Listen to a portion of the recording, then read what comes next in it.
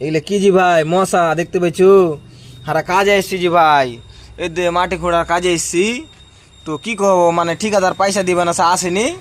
তখন কি করেছি, হারা বসেছি, হারা বসে থাকতে গেছে মোটামুটি 1 ঘন্টা থেকে বসে আছি। তো কি করবো জি ভাই, এত মশা মানে থাকতে পারি না। দিয়ে তখন 10 মিনিট থেকে মোটামুটি 10-12 মিনিট থেকে মারছি মশা, দিয়ে এতটুকু মশা হইলো মানে আমি মারনু আর এই চারটা মারলে। তো এত মশা কি করবো জি ভাই, দাও 3-4টা সবাই বসে আছে এখানে। তো এই যে দেখো দিয়ে দিছি, এই যে দিয়ে দিলাম, এই যে দেখো। তো মানে এত মশা কি করবো।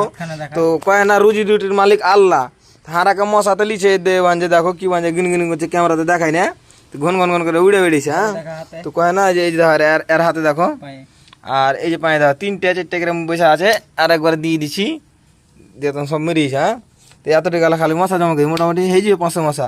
তো রুজি রুটির মালিক আল্লাহ কয় না, এই যে দেখো এদিকে দেখো পিপিটার দেখো হারা মারছি, মানে কি বাহানে আল্লাহ